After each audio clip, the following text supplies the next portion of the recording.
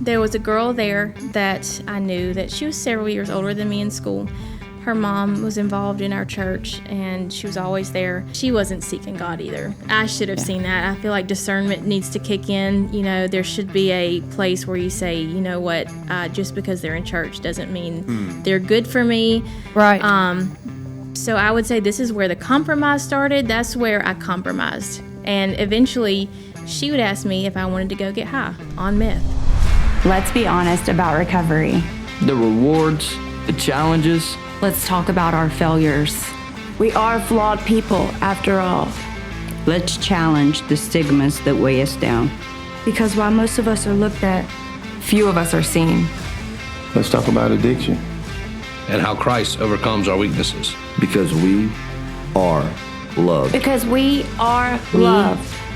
Because we are loved. We are loved. We are Because loved. we are loved.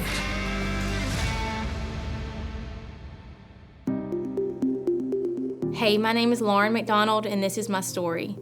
It took about a decade for me to go from a teenager who used to like to social drink to a homeless meth addict. At my lowest point, I called out to God, and He heard me. So I went to jail, I found Jesus, and I gave my life to Him. Everything changed after that. He restored everything that I'd ever lost. I got my son back, and I got so much more. Hey everybody, welcome back to Jesus Loves Addicts. We're glad you're here. I am particularly excited about today's episode because we don't often, we've had it happen before, but we don't often get to have two perspectives of this illness in one show. And so we have a mother and daughter here today. And so I'm really excited about being able to kind of explore both sides of that coin. And so we have Miss Lauren McDonald, who went through addiction. And I love that how you said, Lauren, in your introduction, that it took you basically 10 years to go from dabbling to homelessness. And so I look forward to hearing that journey and what it was like for you as a mom. I mean, obviously we can guess. It's certainly not pleasant to watch our loved ones take such a deep dive. Not be able to fix them. Yeah. The other thing that I would like to say at the start of this episode, because I had the privilege of just talking to you just briefly, and you shared, and I am giving the end of the story away a little bit, but that you really, it was a unique coming to Christ for you in a jail cell, not a treatment program. Right. And I think it's worth noting, I love that. Yeah. And to just say that, you know, really Jesus Loves Addicts. Yes, we're sponsored by Home of Grace, and by all means, if you need help, this is a wonderful place. But we've had other programs on, right? We don't want to make much of our program. We want to make much of Christ. Yeah. And so here's somebody who did it uniquely through their relationship with Christ. Now, certainly most people need that holding of the hand. So I would encourage you to get as much, right? We want to put the odds in our favor. So I would encourage anybody dabbling in recovery, certainly to get as much help as you can. But I am looking forward to hearing your story of how the only hand there for you was Jesus alone. And that's awesome. But it didn't start there. Yeah. It started much, much earlier. Tell us a little bit about your upbringing. Okay, so I had a really amazing mom, but I was raised in a really good family. I mean, I had a family who have a godly heritage. At my great-grandmother, and, you know, as the heritage is there, I had people praying for me back then. I was raised in church, as dedicated in Assembly of God church, raised all the way through, and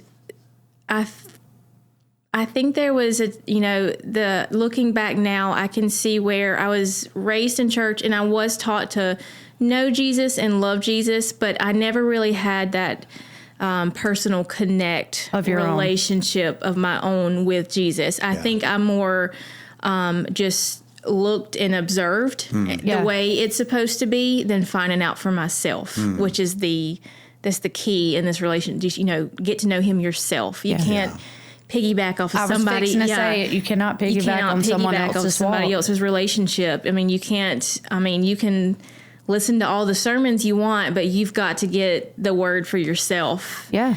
And so I actually was a really good student. I graduated with honors. I No experimenting before or during that time? At the end of high school, I did.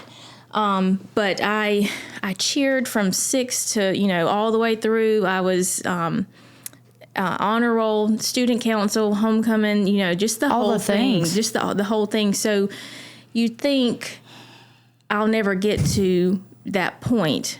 But your friends are everything. Mm-hmm. I mean, your friends, the influences that you put yourself around, that matters. Yes. It matters, and I was told, that I can still hear my grandmother's voice, bad company corrupts good character. Yeah.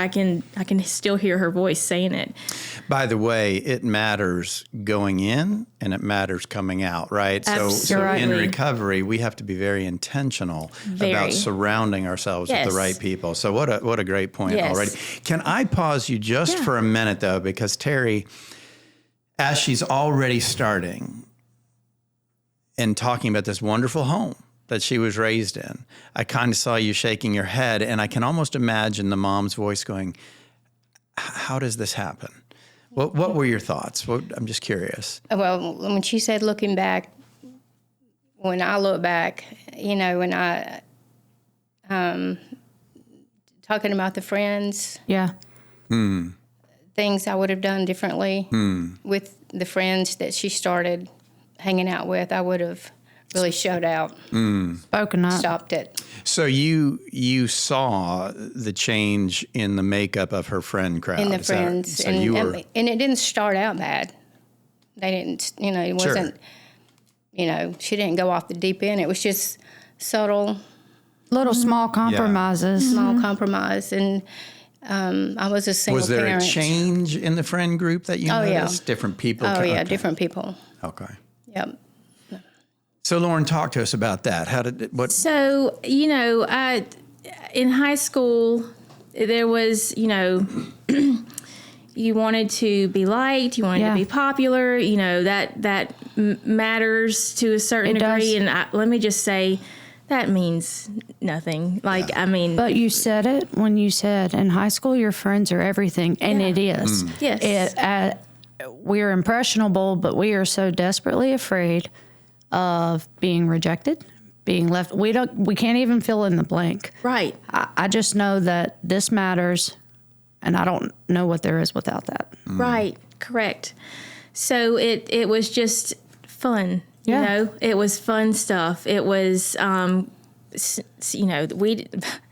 back then there was no Life 360. There was no, no accountability. I had a curfew. I was supposed to be at this place at a certain time, and we found ways around that. We just, we lied to our parents about, just going out, and, just started with drinking, and then I got introduced to pills, with drinking. I got introduced. Was that after high school, or this was during? This was during, and this was more my junior. Started in my junior year. Pot became a huge thing, and did you know any of that? Did you have not until it was 2? Yeah. Sorry if you find out things. I always find out things. Yeah, right now. Yeah. Sometimes, being free from all of it now, and having, not that I celebrate it, but I have Jesus, redeemed all of it. Amen. So absolutely. I can talk about it, and sometimes I'll tell her, by the way, this happened, and then she's like, okay. Yeah. I'm like, it's okay, but Jesus is awesome. So. Amen. So again, another point that you bring up that I kind of want to get your perspective on right away. So oftentimes when we have clients on, they will talk about that, right? How they deceived their parents, lied, because of course we have to do that, right? You have to shield ourselves. And I will make the assumption, but now I want you to give me some pushback if there is, or tell me if this is accurate. I often say yes, because the parents hear what they want to hear. Was it easy for her to lie to you because you wanted to believe her, or did you see it happening and just kept silent, or did you believe what you wanted to believe? I don't think that was the case. I've never held back. I've never look the other way. So was there always a "you're lying to me" aspect to that? Yes. I mean, I got in her face. The first time she ever went to a party, I got in her face and I said, "Don't you ever." And, she looked. Y'all had words. Oh, yeah. Yeah. I mean, it was. Yeah. So I've gone and gotten her out of places, I had a healthy fear of my mother. I had a healthy fear there. Interesting.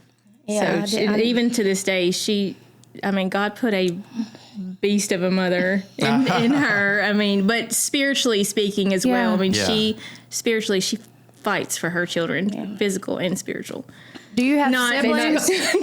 I meant to ask that. Do you have siblings? Was it just you? I have a brother, a younger brother, and so he's there for it too. Okay. But it's interesting you describe her as a beast of a mother, and I know you do that. But what's interesting is that you obviously love that about her. I love it. Right? Yeah, because it's funny. One of the things I heard you say before we got started is that Mom didn't know she was going to be on here today. You asked her as you were getting ready to leave, "Do you want to come with me?" Right? So there's clearly a relationship here now where there's totally love my and best respect. friend. Yeah, I love totally that. my best friend. Yeah. So awesome. So okay. So junior, senior year, already being introduced to some pills, some alcohol. Led to ecstasy, some hard. So a little more than experimentation in high school. So by senior year, there was some ecstasy, downtown Mobile. There was clubs. There was ecstasy. There was stuff like that. And I remember there was a point in high school where, when you have people praying for you, you can't just continue to live guilt-free. I mean, you feel that conviction. You are aware. And I remember thinking, why I can't do this. I can't do this. And I made the decision to get saved and, do that whole thing kind of when I started getting into the ecstasy and all that. So I'm sorry. So there's an interesting thing. So you grew up in a religious home, grew up in church, but it wasn't until your senior year and kind of really moving pretty headlong into drugs that you decided to get saved. That decision, that personal. So that's interesting. Okay. So, tell us about that. When I say I got saved, I don't remember that ever being like my jail experience. Yeah. I just kind of knew I needed to go to church and I needed to stop doing what I was doing. The dive in deep with Jesus part, I don't think that was necessarily an aspect of it. Like I tried to start going to a youth group at a church in where I'm from, and I felt like I wasn't accepted there. And maybe I didn't try super hard, but I felt like so immediately, the enemy's like, you don't belong here. This is not your group of friends. And I missed being accepted. And so one thing, you mean with your friends? One thing led to another, and it wasn't hard to go back. Right. And I guess one thing I would ask, while you were having that struggle and you're identifying like, this isn't okay. Yeah. I'm going against, even if you're not wording it that way, I'm going against everything that I know. Absolutely. Something doesn't feel right. But were you talking about that struggle with anyone? Like the friends you were hanging out with? Did you go, hey, this is No. This was just something you kept? This is completely internal. Yeah. Completely internal. And I don't even remember talking about that. I think maybe I think at the time we were going to Magnolia Springs. But that was the only youth group I knew. So do you, because you mentioned it's not the same way as what happened in jail, and I know we're jumping ahead a little bit. So do you see this moment in high school as your salvation moment, or do you think was just an emotional response? That was like, I knew I was doing wrong, and you were scared. Going to church and finding a youth group was my way to fix it. Okay. But that's certainly the seed was planted deep. Oh, absolutely. Absolutely. I knew, I thank God that I grew up knowing when you need help, call on Jesus. Yeah. So that was and you'll hear later, that was everything. Yeah, so there's this undertone of the need for acceptance, right? Absolutely. Which is a human condition. So, okay, so you experiment here with the youth group, feel out of place. Certainly it's not the groups you've been used to. It's not the social experience you've been used to. That makes sense. So you go back. Yes. So I go back. School proceeded. I graduated with honors. I started college. I had plans to become a nurse. And again, it got, the whole, I was heavily into, just party. Yeah. It was a nonstop party, I think. But I functioned well enough to still go to school, make good grades. I was accepted into nursing school, that whole thing. And again, I felt a tug. I knew I was doing wrong. And this time, I felt like I went a little deeper. But again, there was pursuing of Jesus. Yes. Again, there was no experience. Yeah. Prior to this that I had like in jail. I think the disconnect is I had one foot in and one foot out. And you can't, you go all or nothing with Jesus because you can't leave a door open. Right. There. I think that's what I hear a lot of though, is just that tug. You were straddling. Yes. What you were raised in, what that foundation was, and experimenting for yourself. Yes. Well, and it's really the presence of God in our darkness, right? That tug absolutely. is conviction, right? Absolutely. He's not going to arm wrestle you out of it, but he is going to keep saying, "Hey, there's a better way." Correct. All right. So I disconnected from the life. I came back, just kind of stayed at home. We started attending a new church, and I.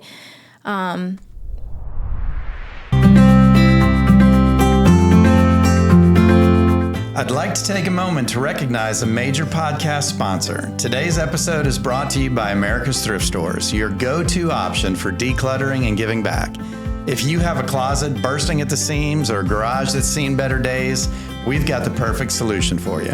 That's right. America's Thrift Stores makes it easy to clear out the clutter and make a positive impact in your community. Whether you're cleaning out your wardrobe, downsizing your living space, or just looking to give back, America's Thrift Stores has you covered. And here's the best part. You've got options. Schedule a hassle-free home pickup, drop off your items at one of their convenient donation sites, or swing by an America's Thrift Store to donate in person. No matter which way you choose, you're making a difference. Absolutely. Every donation you make to America's Thrift Stores directly benefits charities in your area, such as the Home of Grace and other fantastic organizations dedicated to helping those in need. For example, donations made to America's Thrift Stores in southern Mississippi help the Home of Grace provide support and assistance to individuals facing drug and alcohol addiction. Your contributions make a real impact on their mission to provide freedom from addiction through Christ-centered recovery. So not only are you decluttering your life, but you're also helping build a stronger and more supportive community. It's truly a double blessing. So what are you waiting for? Clean out that closet, clear out that garage, and make a positive difference in your community by donating to America's Thrift Stores. Visit America's Thrift Stores online to schedule a home pickup, locate a donation site near you, or get directions to one of their store locations. America's Thrift Stores, where giving back never goes out of style.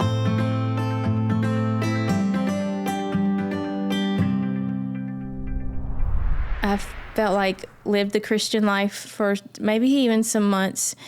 And I got an invitation. This is where a major turn went. I got an invitation to go to New Orleans one day with some friends that I had. And I understand, nobody was trying to mess me up at that point. They just didn't want me to feel left out. Right. And I totally, I get that. And I went back and forth with the Lord and I even prayed. I said, Lord, I know I'm not supposed to go, but maybe I could just go and then come back and pick up where I left off. And the thing is the enemy was like, you can go and you can just come back and pick up where you left off. You can handle it. And I made an agreement with the enemy there instead of listening to what I knew to do was right. And so I went. And when I went, I don't even remember. There was zero conviction about anything that I did. It was like an all-night thing, fell right back into what I was used to doing. And I would meet the person there that would start a relationship that I got into meth with. So I feel like if I would not have compromised there, possibly could not have met that person and started that. A boyfriend? Yes, a boyfriend, that journey.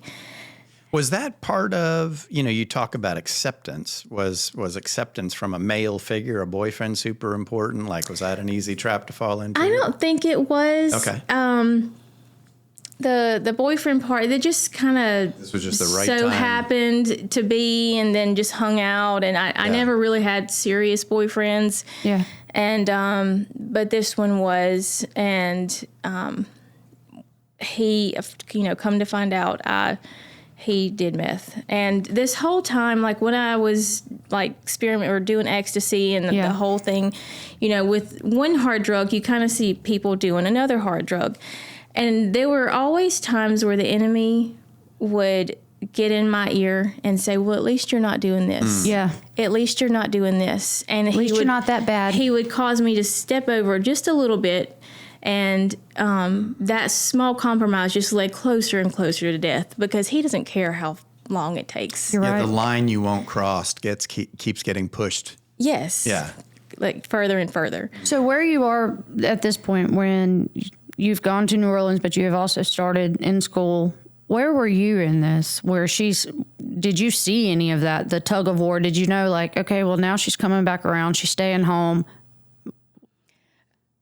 I mean, I didn't know the extent exactly, but she was out of high school, and I think I threatened her one time, and she said she was going to move in with her dad, and I knew that was even a worse situation, so I backed off. Out of fear.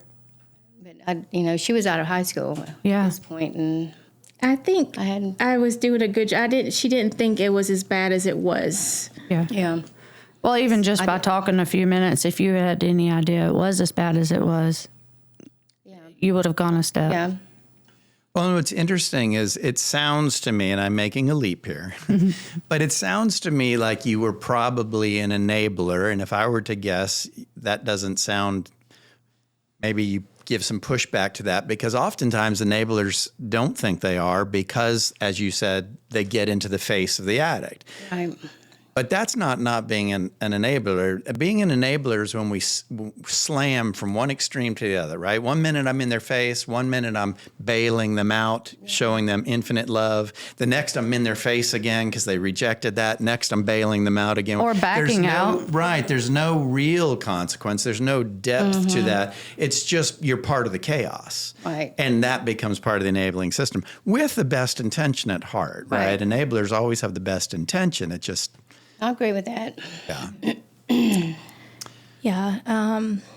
So you're in New Orleans. So, yes. So I come home. I start this new relationship. I find out that meth is something that he does. And, it was always fixated in my mind, at least you don't do meth. Right. I was okay with doing the other stuff because...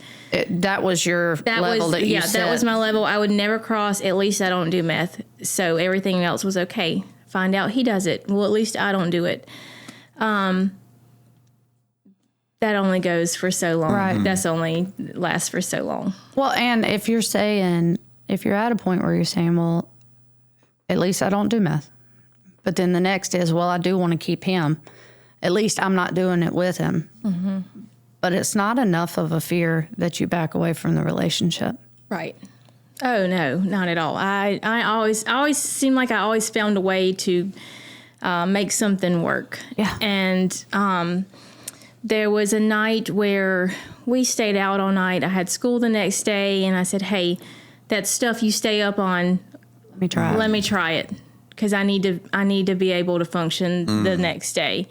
And function I did. And it wasn't like I thought it was. I function, when you think of a meth addict, you have this idea in your head of what they look like and sound like. Of what that looks like. And that doesn't come immediately. Yeah. Right. So I think if Satan showed me my end result, my end mugshot, where I was immediately, I would have probably never left the altar. Mm-hmm. I think. There's something so profound in that, right? Because we have to remember that our enemy is clever, right? You just said it, right? He doesn't come. I often say that for somebody, and I know this is a ridiculous analogy, but it makes the point. For somebody who eventually ends up, if we look at mass murder or something, right? Well, at 5 years old, that boy wasn't saying, I can't wait to be 30 and be a mass murderer and be all over the news, right? There are steps that get crossed on the way up there. Yes. Maybe it's animal mutilation, all kinds of disgusting stuff that we were talking about here, that eventually you get there. It's a path he takes you around.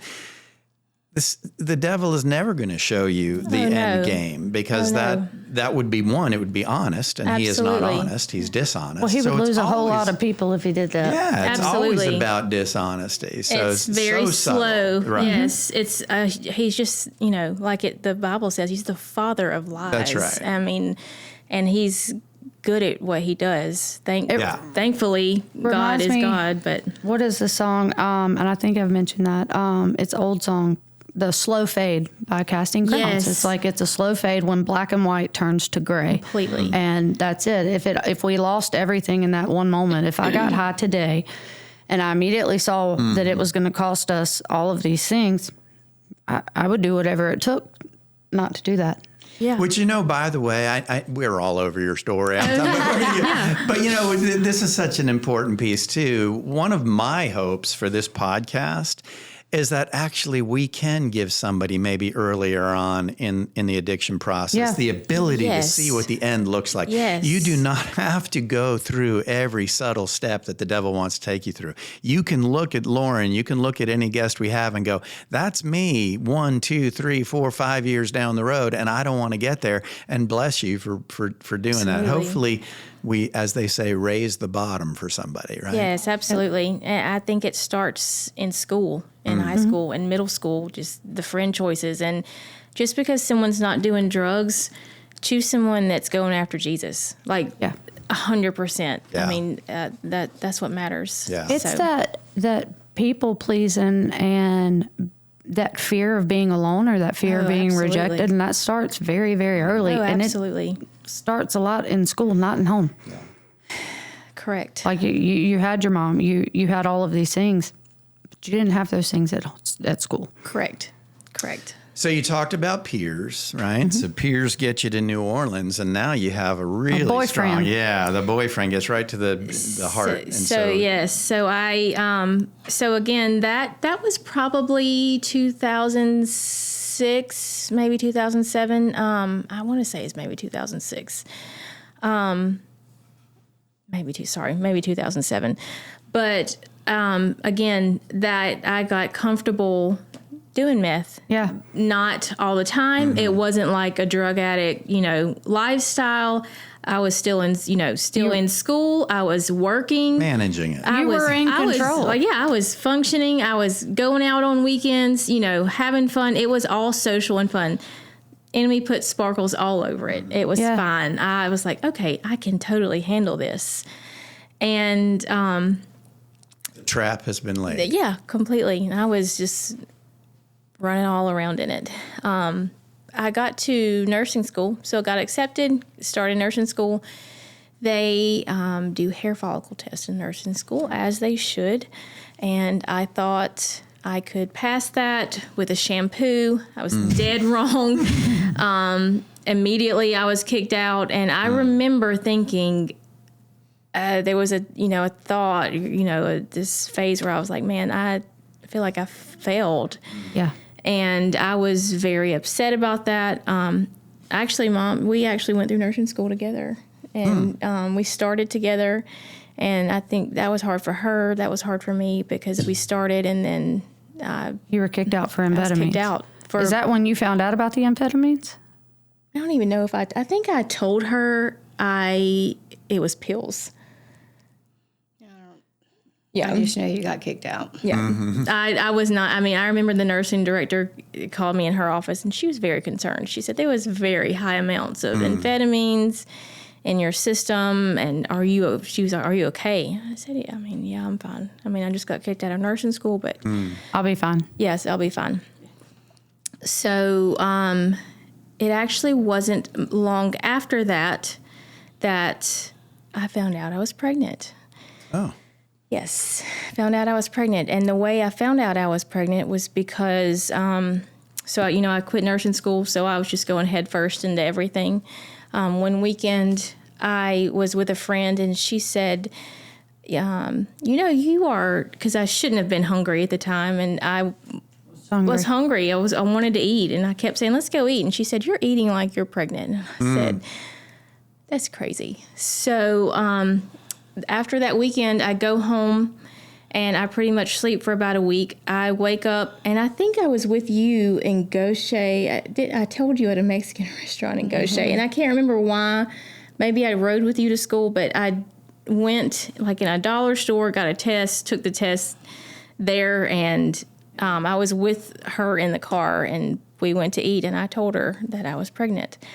So, and this was, I was probably a couple months pregnant at the time. Before you found out? And had never, I never slowed up doing anything, but I had the most beautiful, healthy, God was so gracious. And were you able to stop using through the pregnancy? So I did. That was one thing that I was very thankful for. I came home, and I got clean, and I stayed home. And anytime that I would stop doing drugs or disconnected from the crowd, the tug for Jesus always felt stronger.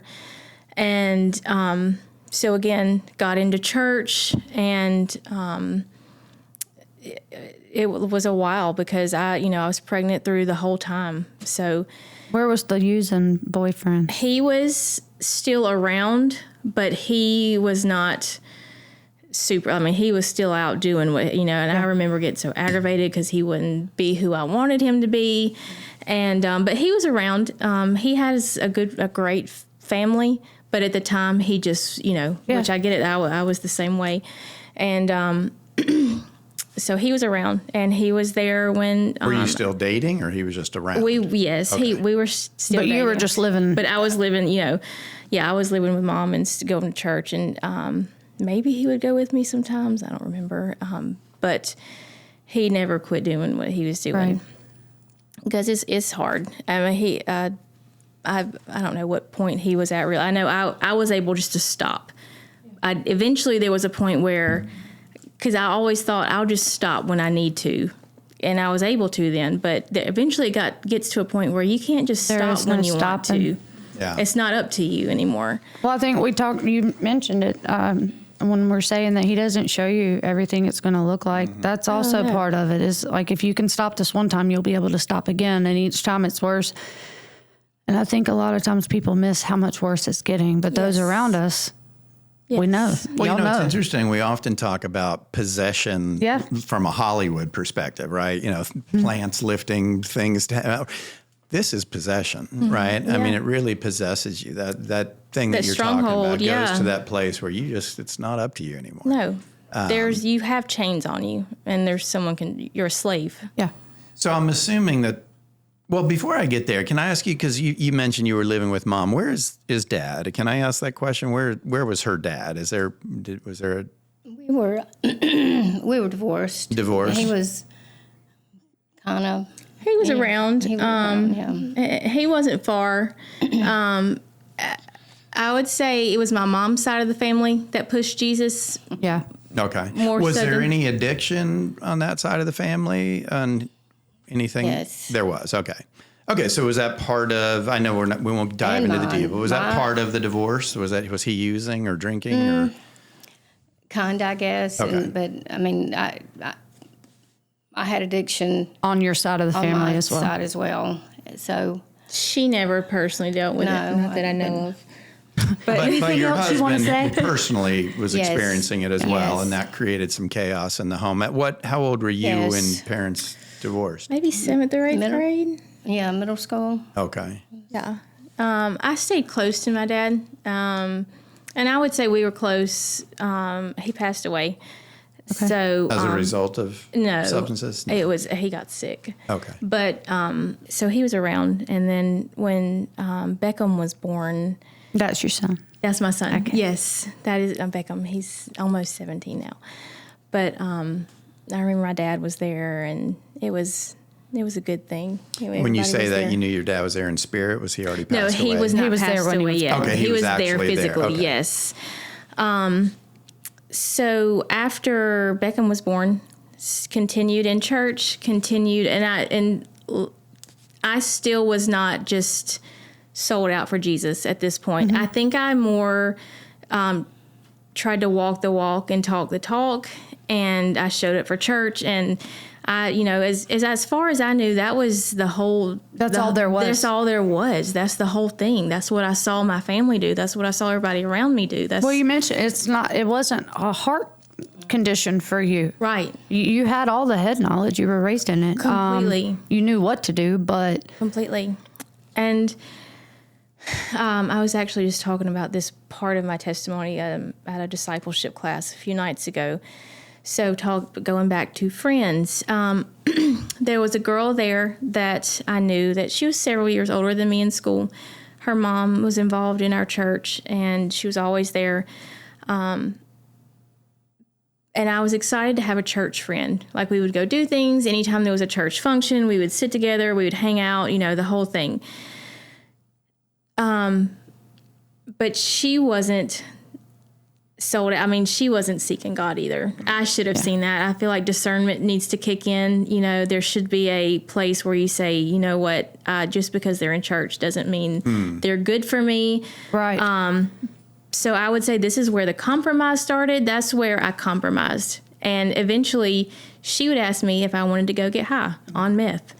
And so that's where I started doing meth again, was with a church friend. Yeah.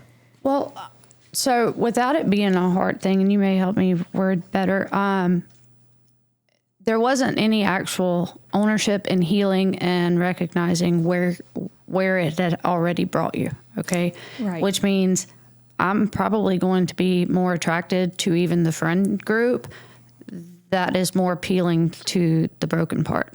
Completely. Because I'm not whole. Completely. And I'm going to find, if I'm still walking in that, I'm going to find the one person that is hiding a drug addiction in the whole church body. That is exactly what I said the other night. I said there were things in me that was attracted to things in her. Yeah. Like just a worldly, just worldly characteristics that I was attracted to.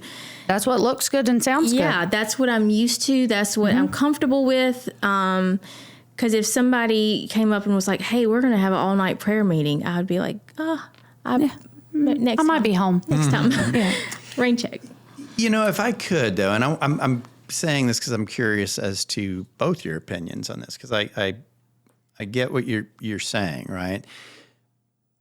But the reality is that doesn't 100% go away even after a real conversion, right? And we only have to look at Romans 7 for that, right? Paul talks about those things I know to do, I'm not doing. The things I know I shouldn't be doing, I'm doing, right? He wrestles with this, and the conclusion he comes to is that as long as we're burdened down with this fleshly body, our flesh is always going to be attracted to sin, even in our saved states. Oh, absolutely. Right? But our inner man, that conviction that listens to Jesus, will always want to turn back there. Absolutely. So the only reason I point that out is because I think sometimes people wrongfully assume that I come to Christ and suddenly everything's fixed. Yeah, right. Well, everything is fixed eternally. But this side of heaven, you still got a mess to navigate because we live in a fallen world. Absolutely. The world doesn't suddenly raise for you. It's still a fallen place. Absolutely. And we still don't fit in here. Absolutely. So, okay. I think part of the difference on that is I completely agree with that. I also think, though, the longer you walk this out and when you're walking with Christ and I have accountability and I am communicating, then those things, when I'm attracted to those things, I'm automatically talking about those with wise counsel, like, something maybe I don't. I wasn't ever going to do that before. And just like you said, you didn't share with anyone early what that internal struggle was. Right. No, I like that. Thank you for bringing that up because Yeah, I don't say that so that we will sit back and just accept our fallen state, even in a safe place. It does, and thank you for bringing that up. We'll bring you back into the show at some point. It's fine. But it takes intention, and that's what maybe, I don't know, I'm not going to, but that's one of the things that changes in our saved place, is that our intention becomes towards the things of God versus the things of the world. Absolutely. We may fall and we may stumble, but to be intentional about that, as What you're I'm saying. doing. So I like that. We love what he loves and we hate what he hates. Yeah. You get to that point, even if there's times where, there's a pull or thought, that you have to cast out. Before we go any further, let's take a minute to address the man or the woman listening to today's episode and wishing for a better life.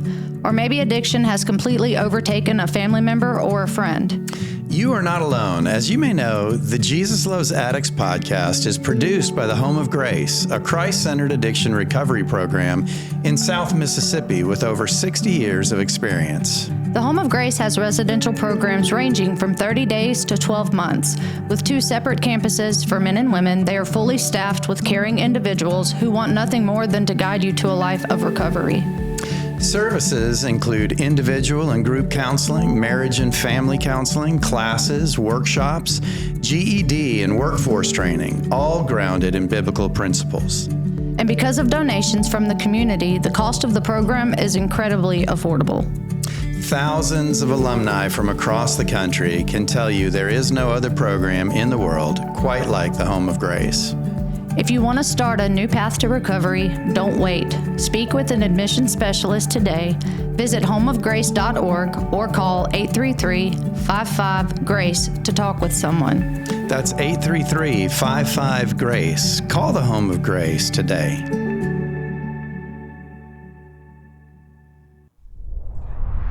So I get back into meth and with your friend from church. With my friend from church, and I have a new baby, so it's not all the time. It's just kind of when I can get out. She had a child too. We kind of go to her house and, just whatever. 10 months after Beckham was born, my dad got real sick in January of 2010. And by April, so he passed away on April 20th. And so it's actually it just passed. They really never found out exactly. They tested him for everything. I mean, even foreign spider bites. I mean, I remember saying they never really figured out what it was, but he just declined very, very quickly, and he passed away. Was he clean when he passed away, or did his addictions follow him to the? And he was clean. He always worked. He never stopped working. Yeah. And I wouldn't say he got to a place like where he was always very functional. I mean, when I say addictions, I'd say alcohol, marijuana, stuff like that. Yeah. So nothing like you. Right. Yeah. So, but he ended up passing away, and just from the sickness. But I will always thank God for, I absolutely want him here, but my dad had time to realize that he needed to accept Christ, and he did before he passed away. And I, at the time, I didn't understand how important that was and how that's what we should be holding on to. I was just very, very angry because when he was sick, I knew we pray to God and we ask for miracles, and he does them, and he heals people, and this is who he is. And when my dad passed away, I was like, that is a complete lie. You are a complete lie. You are not who you say you are. You didn't heal the way I thought you would. You didn't heal the way I thought you completely took this person that I love so much away from me. And that was, I used that as an excuse to dive headfirst, like to this place where I did not care. I'll show you. Yeah, I verbally told the Lord, I'll never talk to you again, ever. And I quit playing church. I quit anything that I was doing. I completely quit doing. And did you see that 100%? Like this shutdown? 100%. What do you try to stop that in the moment, or do you just brace yourself at this point because this isn't your first time to watch her go backwards? I mean, you know, me and my mom were taking care of Beckham, and I was in school, and it was. There was no time. I mean, I think there was no time or energy to even be able to stop. I was a force, I think. Had you lost custody of Beckham, or did you voluntarily let them take care of him? I did not. I had not lost custody yet. You were willing to let them take care of him. Which I just knew that they would. Yeah. Right. I knew that I could leave and somebody would take care of him, and that I could come back and pick right back up and be and mom. Everything would be fine. And I just got used to that. Yeah. And this is a hard place for a parent, and I only know because I've had that conversation. At some point, do you go, as much as I love my daughter right now, my focus has to be on Beckham because he doesn't have a voice. He's not over 18. And I don't know how hard that is.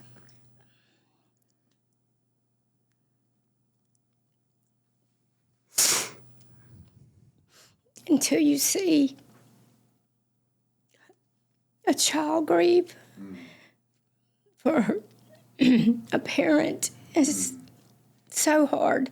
Beckham missed his mother. Yeah. And I just tried to keep, you know, whether she was around or not, it was, you know, I tried to keep her happy when she was there so the atmosphere would be okay for Beckham. Beckham changed everything. You know, I could leave or I could, you know, but when Beckham came in the picture, your focus had to be on him. Very hard. It changed everything. He was little. He was 1, 2, you know, and he always, you know, like, and this is coming from her perspective, you know, I was too out of my head to even realize what was going on, I guess, but she would always say, Beckham is always asking for you. Mm-hmm. And I'd be like, oh, you know, okay, I'm here. And I just, you know, I started working as a cocktail at the Hard Rock on night shift. So I went in at 10 and got off at 6 and slept through the day. And I slept through the day. Sometimes I didn't even come out because I'd stayed high the whole time I was at work. And sometimes a gambling addiction started there. So sometimes I wouldn't come home at all. I would just literally stay and gamble everything else. I would run out of gas on the way home because I would make so much money and I wouldn't have any money to even put gas. I didn't even have the will to be able to know you need gas money to get home. I would still, I mean, that's this addiction, you know, regardless of what it is. I mean, it's very serious. So, so it got, you know, that started. And, you know, when you're in that much of an addiction, it's interesting parallel gambling and drugs because they both take a lot of money. Oh, yes. Right? Yeah. Yes. Well, I had the boyfriend that I had, and he, you know, there was ways where I didn't have to spend a whole lot of money on drugs. Like the enemy always made it very easy for me to get drugs. I mean, and a lot of times without even having to pay for them with anything. Yeah. And so I had them all the time, and even if I had money, I would spend it on drugs or on gambling. Yeah. So I was just in a downward spiral for sure. And had you had any legal consequences as of yet? Not as, I mean, I had been to jail for underage drinking. I had been to, when I was at a house one time with the boyfriend where the house got raided because there was meth being cooked there, and I went to jail. They didn't find anything of that nature, but they found, I think, some pills, and that we went to jail for still a controlled substance. And I went to jail one night in Biloxi, coming from going to or from work because of speeding, and I think they found pot in my car. So it was, it was stuff like that. So I was never, I mean, jail was just, you go in, you go out. It's unfortunate, and you're going to sleep, you're going to eat, and then you're going to get out. It's inconvenient. Yeah. So eventually, because of the habits that I had, even with being a cocktail, you still can't, at a casino around all the stuff, you still have to be able to be on time and actually work and function and do all this stuff. And I was having a hard time doing that because I'd be up for days and days and days. You're on meth time. Yes. And it does not line up to anybody else's. No, absolutely not. So I eventually get fired from that. Before you got fired, did anybody in that environment ever present a concern to you? Yes. Yeah. Yes. There was a girl and her husband that I worked. He was a bartender, and she was a cocktail with me, and they didn't do anything like that at all. And they were almost like parents to me there. I mean, I know they picked me up because I passed out at a bar one time in Biloxi, and somebody knew, called them because they knew that they kind of took care of me a little. They would come get you. And so they were concerned, but a lot of the people there, they were used to it, and they're in the same boat, and they were used to it. So, you hear it a lot with the casinos and the restaurant serving industry. It's really dangerous for anyone in recovery. Yeah. Oh, yes. The environment is not the place to be. So, so I get fired from that, and I start going headfirst into some places where I just didn't feel like working anymore. And I could just kind of be home and leave and come and go as I pleased. And in this, there was that one time that I got arrested. I think Beckham was a baby. At one of the times, I like she said, when she said that she used to try to keep the atmosphere good for Beckham, because there were times where I'd wake up and just go completely berserk in anger, just completely lose it. I know one time I needed to leave, and she wouldn't give me her keys, and I think I told her I was going to break something every time I asked, and she didn't give me her keys. And so she was trying to stand her ground, and the whole house was destroyed. On eggshells. It was destroyed. I mean, vases, lamps, I mean, everything. Wow. And I think this is how stupid I was. I called the police because I don't even remember why I called the police, but I called the police. Really. I called the police that day. On her?